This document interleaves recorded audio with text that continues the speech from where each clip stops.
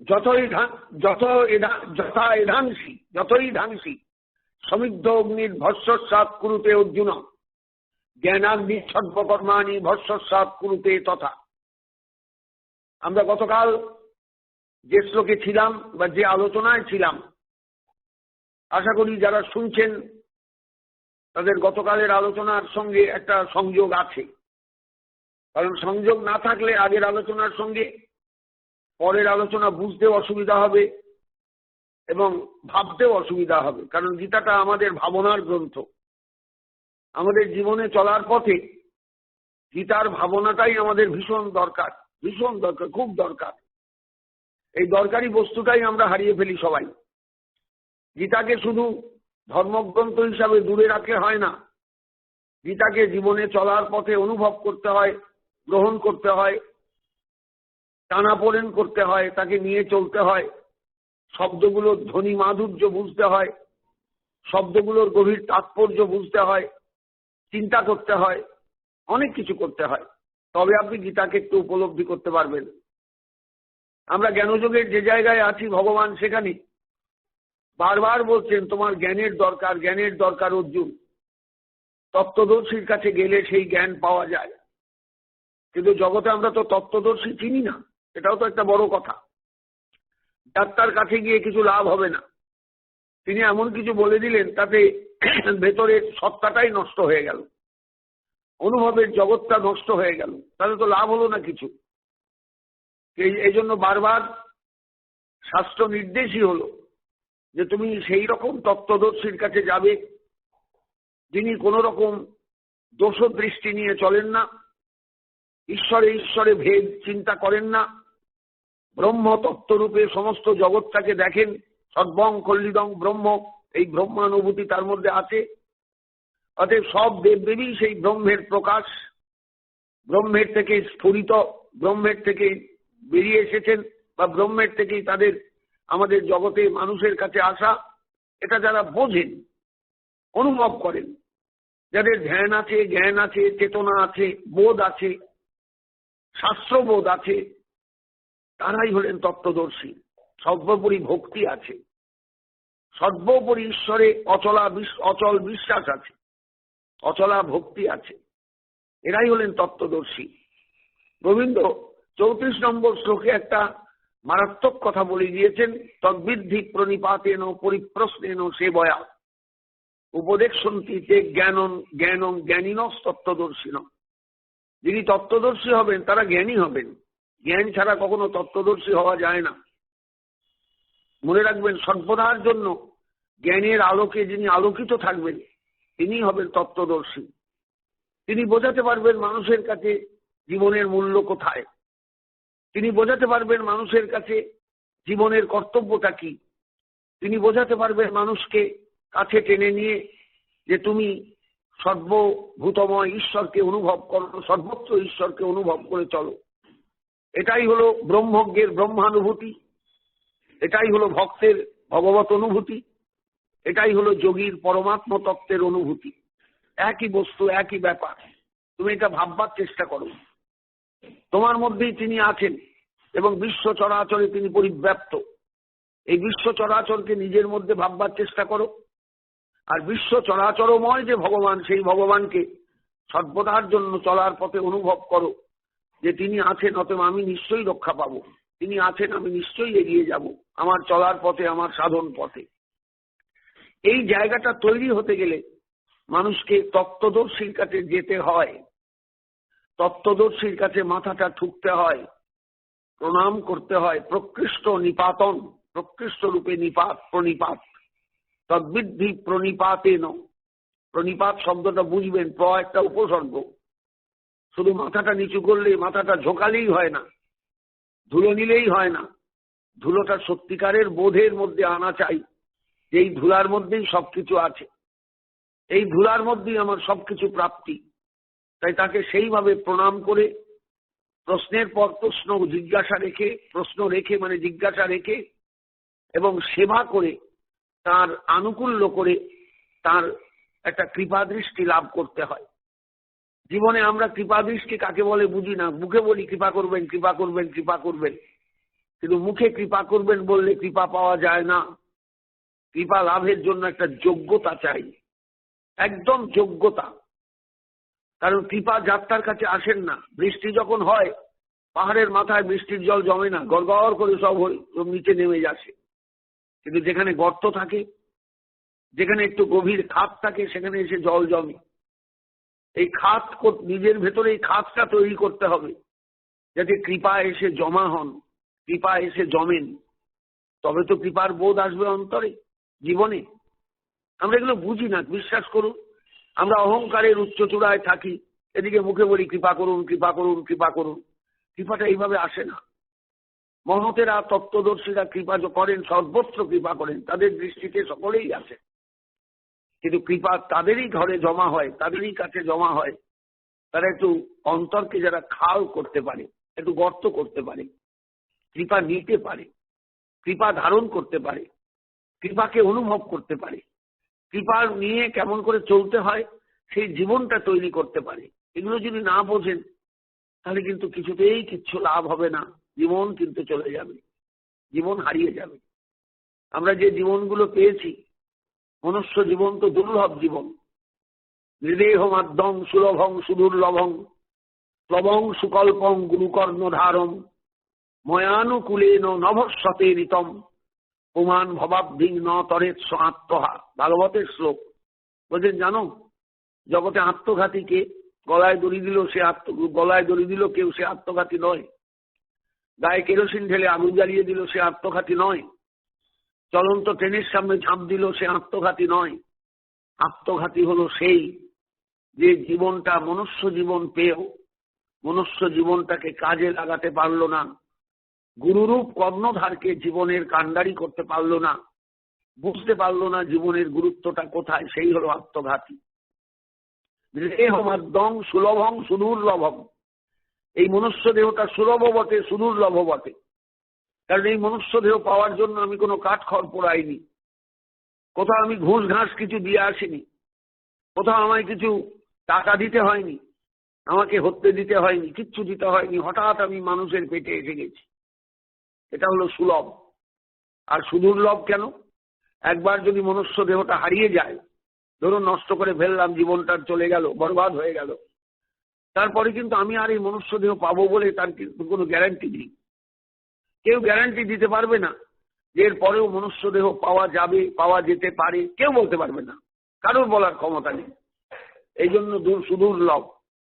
দেহ মাধ্যম সুলভং সুদুর্লভং। এই দেহটা একটা ভেলা, এই দেহটা ভাসমান ভেলা। প্লবং সুকল্পং, চমৎকার একটা ভেলা। আমি এর আগেও বলেছি, সমুদ্রে জাহাজ ডুবে যায়, নৌকো ডুবে যায়, ভেলা কখনো ডুবে না। সংসার সমুদ্রে সবকিছু হারিয়ে যাবে, কিন্তু এই দেহটাকে নিয়ে যদি কাজে লাগানো যায়, এই দেহটা কিন্তু তার মূল্য দেবে, মূল্য পাওয়া যাবে। প্লবং সুকল্পং, চমৎকার একটা ভেলা, সুকল্প প্লব। আর এই দেহের কাণ্ডারি রূপে যিনি আছেন তিনি হলেন শ্রী গুরুপাদ পদ্ম, গুরু কর্ণধারম। কাণ্ডারি না থাকলে নৌকো চলে না, জাহাজও চলে না, ভেলাও চলে না। ভেলা যে চালাতে জানে, সে যদি ভেলা না চালায়, আপনি আমি ভেলা চালাতে পারবো না, ভেলা এলোমেলো চলবে, স্রোতের টানে ভেসে যাবে, কিচ্ছু করবার থাকবে না। তাই আমরাও সবাই জীবন স্রোতে ভেসে যাচ্ছি। আমরা কেউ কিন্তু সেইভাবে গুরুরূপ কাণ্ডারিকে গুরুত্ব দিই না। প্রহং সুকল্পং গুরু কর্ণধারম বলেই গোবিন্দ বলছেন, শোনো উদ্ধব, ময়ানুকূলে নভস্বতে ঋতম। যে গুরুরূপ কাণ্ডারিকে এই দেহরূপ ভেলার কর্ণধার রূপে মনে মনে স্থির করে চলে, আমার অনুকূল বাতাস তার দিকে আমি পাঠিয়ে দিই। বাতাস পেলে ভেলা তত্তর করে এগিয়ে যায়, ঢেউ ওঠে জলে, জল এগিয়ে যায়, ভেলাও এগিয়ে যায়। স্রোতে এগিয়ে যায় নয়, বাতাসে এগিয়ে যায়। আমার আনুকূল্যময় বাতাস, আমি তার আনুকূল্য করি, সর্বতভাবে তার আনুকূল্য করি, যে এইভাবে জীবন ভেলাটাকে ঘাটে পৌঁছাতে চেষ্টা করে, ভগবত চরণের ঘাটে। ময়ানুকূলেন নভস্বতে ঋতম পুমান ভবাব্ধিং ন তরেৎ। যে মানুষ এত বুঝে এত জেনে এই সংসার সমুদ্র পার হওয়ার চেষ্টা করলো না, সেই হলো জগতে আত্মঘাতী। অতএব গলায় দড়ি দিলে আত্মঘাতী হয় না, গায়ে আগুন দিলেও আত্মঘাতী হয় না, ট্রেনের সামনে ঝাঁপ দিলেও আত্মঘাতী হয় না, এক শিশি ঘুমের বড়ি খেয়ে ঘুমিয়ে গেলেও আত্মঘাতী হয় না। আত্মঘাতী হয় জীবনটাকে কাজে না লাগালে। আর কাজে লাগাতে গেলে জ্ঞানের প্রয়োজন, শাস্ত্রবোধের প্রয়োজন, শাস্ত্র শিক্ষার প্রয়োজন, নিজের জীবন সম্পর্কে অনুধাবন করার প্রয়োজন, অনুভব করার প্রয়োজন। এগুলো কিন্তু আমরা কেউ করি না, কোনো মানুষ, সাধারণ মানুষ করে না। দেখবেন, তাকিয়ে দেখবেন চারপাশে মানুষ নিজেকে নিয়েই ব্যস্ত। আমরা সবাই নিজেকে নিয়ে ব্যস্ত। কেউ টাকা গোছাতে ব্যস্ত, কেউ গয়না গোছাতে ব্যস্ত, কেউ ঘর বাড়ি সামলাতে ব্যস্ত, কিন্তু জানে না জীবনটা দুদিনের, আজ আছি কাল নেই। তখন এগুলো কোথায় যাবে? আমি যা গোছালাম এগুলো তো আমার সঙ্গে যাবে না। আপনাকে যদি একটা কানের দুল দিয়ে দেওয়া হয়, সেই দুলটা আপনি নিয়ে যেতে পারবেন না, এখানেই ফেলে যেতে হবে। তা ভরি ভরি সোনা রেখে কি হবে লকারে? গোছা গোছা টাকা রেখেই বা কি হবে ব্যাংকে? আপনার তো কাজে লাগালো না, আপনি তো কাজে লাগাতেই তো পারলেন না। সুতরাং সাধারণ মানুষ বড় দুর্বল, কিচ্ছু জানে না। এই জন্য জ্ঞানের প্রয়োজন। জ্ঞানযোগ নামক অধ্যায়ে ভগবান পরিষ্কার বলতে চাইছেন জ্ঞানের মূল্যটা কি, তত্ত্বদর্শীর কাছে যাওয়ার প্রয়োজনটা কোথায়। একটা সাধারণ বৈষ্ণব কিচ্ছু জানেন না, শুধু ভক্তি রসে গদগদ, তার কাছে গেলেই তো হয়। বলে না, কোনো লাভ হবে না সেখানে গিয়ে, কারণ তিনি শুধু ভক্তি রসের কথা বলবেন, মালা করো মালা করো মালা করো। কিন্তু মালা যে করতে গেলে কেমন করে মালা করতে হয়, মালার নামের বস্তুটা কি, এগুলো যিনি না বোঝালেন, না বোঝাতে পারলেন, সেই মালা করে কি হবে? মানুষ তো শুধু মালাই জমে যাবে, হাতই ঘুরিয়ে যাবে, সারা জীবন হাত ঘোরাতে ঘোরাতে হাতে ঘেঁটা পড়ে যাবে, মালাগুলো চকচকে হয়ে যাবে, কিন্তু জীবনে অনুভব আসবে না। এর জন্য চাই জ্ঞান, এর জন্য চাই বোধ, এর জন্য চাই শিক্ষা, এর জন্য চাই ধারণা, এর জন্য চাই প্রকৃত গুরু উপদেশ। কিন্তু কে কজনা নেয় বলুন দেখি? কেউ নেয় না, কেউ নেয় না। যজ্ঞাত্তা ন পুনর্মোহম এবং দাস্যসী পাণ্ডব যেন ভূতানি অশেষানি যক্ষসী আত্মনি অথময়ী। তুমি যা জানলে, যে তত্ত্বটা জানলে, যে তত্ত্বটা বুঝলে, তুমি এই মোহগ্রস্ত হবে না আর কখনো। জীবনে জীবনে মোহ এসে তোমায় পেয়ে বসেছে, এই মোহের হাত থেকে তুমি বাঁচতে পারবে। সেই জ্ঞানটা কি? যেন, মানে যেন জ্ঞানী নো ভূতানি অশেষানি যক্ষসী। তুমি অশেষ প্রাণীকে দেখতে পাবে। কোথায়? আত্মনি, নিজের মধ্যে, অথময়ী, আমার মধ্যেও দেখতে পাবে। অর্থাৎ একসঙ্গে আমার জ্ঞানও হবে, তোমার নিজের সম্পর্কেও ধারণা হবে যে তুমি একা নও, সর্বভূতম ঈশ্বর তোমার মধ্যে আছেন। অর্থাৎ জগৎ তোমার মধ্যেই বিরাজ করছে। এই হলো প্রকৃত ব্রহ্ম জ্ঞান, এই হলো প্রকৃত জ্ঞান। আমি দুপাতা পড়েছি, খবরের কাগজ পড়তে পারি, এর নাম জ্ঞান নয়। আমি দুপাতা পড়েছি, টিভির পর্দায় কি লেখা আছে পড়তে পারছি, এর নাম জ্ঞান নয়। জ্ঞান হলো সেই জ্ঞান, যে জ্ঞান মানুষকে ব্রহ্মানুভূতি এনে দেয়, সর্বত্র ঈশ্বর অনুভূতি এনে দেয়। সেই জ্ঞান কে দিচ্ছে? সেই জ্ঞান বলুন দেখিনি। কোথায় পাওয়া যাবে সেই জ্ঞান? এর জন্য ঘুরতে হয় এর দুয়ার থেকে তার দুয়ার, তত্ত্বদর্শীর চরণে গিয়ে পড়তে হয়, আমাকে একটু বাঁচান, আমাকে একটু প্রকৃত উপদেশ দিন, আমাকে একটু প্রকৃত শিক্ষা দিন, আমাকে একটু প্রকৃত ধারণা দিন, যাতে আমার এই মনুষ্য জীবনটা কৃতকৃতার্থ হয়। অর্জুনকে আরো সাবধান করে বলছেন, তুমি পাপ পাপ পাপে ভয় পাচ্ছ? অপি চেদসী পাপেভ্য সর্বেভ্য পাপকৃতম। সমস্ত পাপীর মধ্যে তুমি যদি সর্বশ্রেষ্ঠ পাপীও হও, কিন্তু মনে রেখো, সর্বং জ্ঞানপ্লবে নৈব বিজিনং সন্তরিষ্যসি। শুধুমাত্র জ্ঞানরূপ ভেলাকে আশ্রয় করে তুমি পাপ সমুদ্র পার হয়ে যেতে পারবে। জ্ঞানরূপ প্লবকে, মানে ভেলাকে আশ্রয় করে তুমি কিন্তু বিরাট পাপ সমুদ্র পার হয়ে যেতে পারবে। চেষ্টা করবে না? চেষ্টা করে দেখবে না? তুমি এখনই হারিয়ে যাচ্ছ নিজের ভাবনায়, মোহগ্রস্ত হয়ে বসে আছো, এখনো যুদ্ধ করবে না বলছো। মনে রেখো, যথা ইধাংসী যতই ধাংসী সমৃদ্ধ অগ্নির ভস্মস্বাদ কুরুতে অর্জুন জ্ঞানাগ্নি সর্বকর্মাণি ভস্মস্বাদ কুরুতে তথা। অর্জুন দাউ দাউ করে যদি আগুন জ্বলে, সেখানে দু চারটে কাঠ এক লহমার মধ্যে সব পুড়ে ছাই হয়ে যায়। আগুন সবকিছুকে গ্রাস করে। তেমনি জ্ঞানরূপ অগ্নি যদি তোমার মধ্যে জ্বলে, জ্ঞানরূপ অগ্নি যদি তোমার মধ্যে একবার দীপ্তি পায়, মানে দীপ্তিমান হয়ে ওঠে, জ্বলে ওঠে, তাহলে সমস্ত কর্ম, সমস্ত কিছু, তোমার মোহ পাপ সব ভস্ম হয়ে যায়। যে মোহ নিয়ে তুমি এখন যুদ্ধ করবো না বলে স্থির করে বসে আছো, এখনো ধনুক ধরছো না, এখনো মান হাতে নিচ্ছ না, এখনো অন্তরের সংকল্প নিয়ে দাঁড়াচ্ছ না যুদ্ধক্ষেত্রে, সেই সমস্ত তোমার যে মোহ নষ্ট হয়ে যাবে শুধু জ্ঞানাগ্নির আবির্ভাবে। চেষ্টা করো অর্জুন, জ্ঞান লাভ করতে চেষ্টা করো। প্রকৃতপক্ষে ভগবান এই জায়গায় মানুষকে নির্দেশ দিচ্ছেন তুমি জ্ঞানী হও, কারণ শাস্ত্রবোধ না থাকলে, শাস্ত্রজ্ঞান না থাকলে চিরকাল মানুষ মূর্খ হয়ে থাকে। সে যতই MA পাস হোক, BA পাস হোক, যতই ডক্টরের ডিগ্রি থাক তার, সে কিন্তু মোহ থেকে কখনো মুক্ত হবে না। তুমি তৃতীয় পাণ্ডব, সারা ভারতবর্ষ তোমাকে চেনে, সমস্ত বীরগণের মধ্যে তোমার একটা বিরাট পরিচিতি আছে, অথচ আজকে তুমি একদম সম্পূর্ণ বসে গেলে, একদম হারিয়ে গেলে, মোহের কাছে হাত পাত, মানে একবার ডুবে গেলে, মোহের কাছে নিজেকে সমর্পণ করে বসলে। অতএব শুনে রাখো অর্জুন, তোমার জ্ঞানাগ্নি প্রজ্বলিত করে তোলা দরকার, জ্ঞান দরকার। আমি সেই জন্যই তোমাকে বারবার বলছি, এই জ্ঞান ওই কতগুলো গ্রন্থের পড়া জ্ঞান নয়, এই জ্ঞান খবরের কাগজের জ্ঞান নয়, এই জ্ঞান টিভির পর্দায় পাওয়া জ্ঞান নয়, এই জ্ঞান লোকের মুখে শোনা জ্ঞান নয়। এই জ্ঞান হলো প্রকৃত বোধ, যা ভেতর থেকে সৃষ্টি হয়। ভেতরে যিনি বসে আছেন তিনি যখন কৃপাময়ী দৃষ্টিতে তাকান, তখন এই জ্ঞানের আলো জ্বলে ওঠে, তপ করে জ্বলে ওঠে। মানুষ তখন বুঝতে পারে সব তো জগৎটাই তো মিথ্যা, আমার দেহটাও তো মিথ্যা, জগতে যারা চারপাশে আছে সব তো মিথ্যা, আমি কাদের জন্য কেন মোহগ্রস্ত হচ্ছি?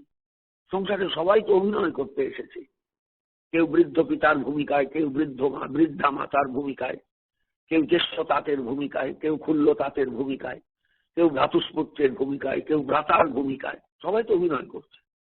এই অভিনেতারা রঙ্গমঞ্চ থেকে আজকে আছে, কালকে বিদায় নেবে, তুমিও বিদায় নেবে, সবাই আমরা বিদায় নেব। কি পড়ে হাতে রইল কি? শুধু পেন্সিল? হাতে থাকবে তোমার একটা বোধ, তোমার একটা চেতনা, তোমার একটা জ্ঞানের আলো, সেই আলোয় তুমি পথ খুঁজে পাবে। তারপরের শ্লোকেই বলছেন, দেখুন আজকের শ্লোক 38 সংখ্যক শ্লোক, নহি জ্ঞানেন সদৃশং পবিত্র বিদ্যতে। ভক্তিরাজ্যের মানুষ খেপে যাবেন এই কথা বললে বা কথা শুনলে, হ্যাঁ জ্ঞানের কথা কেন? ভক্তি তো দরকার। কিন্তু আসলে আমরা অনেক সময় দিব্যদের মতন চলি, জ্ঞানের দিকে না তাকিয়ে, জ্ঞানের জন্য ব্যাকুল না হয়ে আমরা মালা জপ করতে বসে যাই। কিন্তু মালা জপছি, কাকে জপছি, কার নাম জপছি, তিনি কে, এই ব্যাপারটাই আমার ভেতরে নেই। অধিকাংশ ক্ষেত্রেই আমি দেখেছি বৈষ্ণব জগতে সবাইকে মালা ধরিয়ে দেওয়া হয়েছে, সবাইকে ভজন শিখিয়ে দেওয়া হয়েছে, সবাইকে নিরামিষ আহারের দেওয়া। আমাদের বোধের জায়গাটা কিন্তু বড় ম্লান, বড় ক্ষীণ, বড় দুর্বল। আমরা বোধোদয় লাভ করিনি, আমাদের ভেতরে বোধোদয় এখনো হয়নি। গোবিন্দ কিন্তু খুব ভালো বুঝতে পারছেন অর্জুনের অবস্থানটা, কেন সে মোহগ্রস্ত, কেন অর্জুন মোহগ্রস্ত। মোহটা কেন না? জ্ঞানের অভাবে। মোহমুক্তি ঘটে যাহার দ্বারা, সেই জ্ঞানের অভাবে। এই জন্য বলে আসছেন যে তুমি জ্ঞানের জন্য চেষ্টা করো। মনে রেখো, অতি পাপেভ্য সর্বেভ্য পাপকৃতম সর্বং জ্ঞানপ্রবে নৈব বিলীনং সন্তনিশ্বসী। আমরা সবাই যদি ভাবি আমরা সবাই পাপ সমুদ্রে ডুবে আছি, এর থেকে আমরা রেহাই পাবো না, তাহলে তো ভুল কথা। সংসারে সবকিছুই তো আছে, পাপ আছে, পুণ্য আছে, সুখ আছে, দুঃখ আছে, ধর্ম আছে, অধর্ম আছে, সবই তো আছে। আমাকে দেখতে হবে আমার ভেতরের জ্ঞানের আলোটা প্রজ্বলিত কিনা, আমি কোনটা সৎ কোনটা অসৎ এটা বুঝতে পারি কিনা, অসৎকে পরিহার করে সৎকে গ্রহণ করতে পারি কিনা, যেটা নিত্য তাকে গ্রহণ করতে পারি কিনা, যেটা অনিত্য তাকে ত্যাগ করতে পারি কিনা। এই জন্য প্রত্যেকের জীবনে জ্ঞানাগ্নির প্রজ্বালন দরকার। পরিষ্কার বলেছেন, যথা এধাংসী মানে যতই ধাংসী, এধাংসী মানে কাঠ, ইন্ধন, সমৃদ্ধ অগ্নি, সমৃদ্ধ অগ্নি মানে প্রজ্বলিত অগ্নি। প্রজ্বলিত অগ্নি যেমন সমস্ত কাঠকে পুড়িয়ে দেয়, অশ্বসাৎ কুরুতে অর্জুন, সমস্ত কাঠকে পুড়িয়ে ছাই করে দেয়, তেমনি জ্ঞানাগ্নি, মানুষের ভেতরে যদি জ্ঞানাগ্নি জ্বলে, সর্বকর্মাণি ভস্মসাৎ কুরুতে তথা, জ্ঞানাগ্নি মানুষের মধ্যে জ্বললে সমস্ত কিছু ভস্মসাৎ হয়ে যায়, সব পুড়ে যায়, সব ছাই হয়ে যায়। অতএব মনে রেখো অর্জুন, গোবিন্দের কনক্লুশন বাক্য, নহি জ্ঞানেন সদৃশং পবিত্র বিদ্যতে, জগতে জ্ঞানের থেকে পবিত্র আর কিছু নেই। বৈষ্ণব জগৎ তো এই কথায় চমকে যাবে। হ্যাঁ, জ্ঞান দরকার। আমরা তো জানি শুধু মালা জপ করলেই সবকিছু হবে, মালাতেই সবকিছু আছে, শুধু মালা করো, মালা করো, মালা করো, অলয়ের নাম করো, এই হলো উপদেশ। কিন্তু নাম যার করছি সেই নামীকে তো চিনি না, নাম যার করছি সেই নামের তত্ত্ব তো বুঝি না। ওই পাঠক যা বলে গিয়েছেন, নামের চেহারাটা বলে গিয়েছেন, আমিও একটা মানুষ, তিনিও একটা মানুষ, তারও হাত আছে পা আছে, আমারও হাত আছে পা আছে, এরকম একটা শিক্ষা। আমাদের জগৎ এইভাবে চলে। আমাদের নবদ্বীপে দেখেছি রিক্সাওয়ালারা গাইডের কাজ করে, না সেখানের ইতিহাস বোধ, না ভূগোল বোধ। তুমি পাঠকও সেই রকম পাঠক, আজকালকার পাঠক সেই রকম শিক্ষা দেন। তাত্ত্বিক বোধ মানুষের জন্মায় না, তত্ত্ববোধ মানুষের জন্মায় না। তারা মনে করে কৃষ্ণ ঠাকুরের খিদে পায়, রাধারানী ঠাকুরের খিদে পায়, তাদের খেতে দাও তাড়াতাড়ি, তাদের শুতে দাও তাড়াতাড়ি, তাদের ঘুমোতে দাও তাড়াতাড়ি। জগৎ ঘুমলে যিনি জেগে থাকেন তাকে আমরা ঘুম পাড়াই, ভাবতে পারেন? সমস্ত জগৎ যখন ঘুমোয় তখন তিনি জেগে থাকেন। তিনি না জেগে থাকে সংসার চলবে না। আমি তাই আগেও বলেছি, এই গীতা পাঠ করতে করতে খুব ভালো ঘুমিয়ে উঠলাম। ঘুমিয়ে উঠে সবাইকে বলছে, আজকে যে ঘুমটা হয়েছে না রে, দারুণ ঘুম হয়েছে। এবার যদি জিজ্ঞাসা করি, সব ইন্দ্রিয়গুলো তোমার নিষ্ক্রিয় ছিল, তোমায় জানালো কে যে তুমি খুব ভালো ঘুমলে? সংস্কৃতের একটা কথা আছে, সুখম হম অসাপসম ন কিঞ্চিৎ অবেদিসম। আমি খুব সুখে ঘুমিয়েছি, আমি কিছুই জানতে পারিনি। কে জানালো তোমাকে যে তুমি সুখে ঘুমিয়েছ? কেউ জানায়নি। যিনি ভেতরে জেগে আছেন তিনি জানিয়ে দিয়েছেন। যিনি ভেতরে জেগে থাকেন তিনি জানিয়ে দিয়েছেন। কেউ খোঁজ রাখে এগুলো? বলুন দেখি, তার পরিচয়ের কেউ খোঁজ রাখে যে তিনি আমার ভেতরে বসে আছেন? আমি বড় বড় লেকচার দিচ্ছি, তিনি যে ভেতরে বসে হাসছেন এটা আমরা বুঝি না কেউ। বুঝতে পারছেন ব্যাপারটা? এই জন্য বললেন, নহি জ্ঞানেন সদৃশং পবিত্র মিহ বিদ্যতে। জানো অর্জুন, জগতে জ্ঞানের থেকে পবিত্র আর কিচ্ছু নেই। জানো, জানো, তাকে জানো, তাকে জানো, জানবার চেষ্টা করো, বুঝবার চেষ্টা করো, ভাববার চেষ্টা করো, তাকে অনুভব করার চেষ্টা করো, উপলব্ধি করার চেষ্টা করো। এই উপলব্ধি যতক্ষণ না আসবে, হাজার বই পড়ে, হাজার পাঁচালি পড়ে, হাজার গ্রন্থ পড়ে কিচ্ছু লাভ হবে না, কিচ্ছু লাভ হবে না। জ্ঞান অর্জন করো। তৎস্বয়ং যোগ সংসিদ্ধ কালেন আত্মনি বিন্দতি। অর্জুন, তুমিও এটা বুঝতে পারবে যথা সময়ে, যখন তুমি যোগ সংসিদ্ধ হবে। একাগ্র চিত্তে তাকে অনুভব করার চেষ্টা করবে, একাগ্র চিত্তে তাকে দেখবার চেষ্টা করবে, ভাববার চেষ্টা করবে। তখন দেখবে পরমাত্মা তোমার ভেতর থেকেই সাড়া দেবেন, আমি আছি, আমি আছি, আমি আছি। কিন্তু আমরা কে সেই সাড়ার জন্য অপেক্ষা করি বলুন দেখি? কেউ করি না, কেউ করি না, কেউ করি না। আমরা তো সবাই অহংকারে মত্ত হইয়া চলি, সমস্ত অহংকারে মত্ত হইয়া নিতাই পদ পাশরিয়া অসত্যের সত্য করি মানি। একদম খাঁটি কথা নরোত্তম দাস ঠাকুর মহাশয়। আমরা সবাই তো অহংকারে চলি। আমার অনেক টাকা আছে, আমি ভয় করবো কাকে? আমার অনেক লোকজন আছে, আমি ভয় করবো কাকে? আমার শরীরে তাগদ আছে, আমি ভয় করবো কাকে? কিন্তু আমরা কেউ বুঝি না যে ভেতরের একজন বসে বসে হাসেন, ছি ছি ছি, এই তুচ্ছ জীবন নিয়ে এত দাপট। যে মশাটাকে এক চাপড়ে মেরে ফেলা হলো, গায়ের মধ্যে সে লেপটে গেল, রক্ত খেয়েছিল না, টেনেছিল, সে রক্তটাও আমার হাতে এসে লাগলো। আমাকেও এইভাবে কিন্তু এক চাপড়েও কেউ শেষ করে দিতে পারে, এক সেকেন্ডের মধ্যে। আমি কোথায় হারিয়ে যাব? আমরা এগুলো বুঝি না, অহংকারে মত্ত হয়ে চলি। এই জন্য জ্ঞান দরকার, বোধ দরকার, শিক্ষা দরকার, ধারণা দরকার, অনুভব দরকার। নহি জ্ঞানেন সদৃশং পবিত্র বিদ্যতে তৎস্বয়ং যোগ সংসিদ্ধ কালেন আত্মনি বিন্দতি। অর্জুন, যথাকালে আত্মনি বিন্দতি, তুমি কিন্তু ভেতর থেকেই বুঝতে পারবে। ভেতরের তত্ত্বই তোমাকে সাড়া দিয়ে বুঝিয়ে দেবেন এটা ভুল হচ্ছে, এটা ঠিক হচ্ছে না। এটা ভুল হচ্ছে, এটা ঠিক হলো না। তুমি যদি যোগ সংসিদ্ধ হও তখন বুঝতে পারবে। আগে যোগ সংসিদ্ধ হও, যোগযুক্ত হও।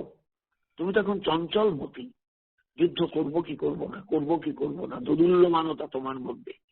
একটা স্থির জায়গায় এসে দাঁড়াও। জ্ঞান তোমাকে স্থির জায়গায় দাঁড় করিয়ে দেবেন। জ্ঞান তোমাকে স্থির অনুভূমিতে এনে দাঁড় করিয়ে দেবেন। এই অনুভূমিটা আমাদের দরকার। প্রত্যেকের জীবনে এই অনুভূমিটা দরকার। গেলে চলার পথে আমরা সবাই অত্যন্ত চঞ্চল হয়ে থাকবো। এই চাঞ্চল্যটা জীবনের পক্ষে ভালো নয়, ভালো নয়, ভালো নয়।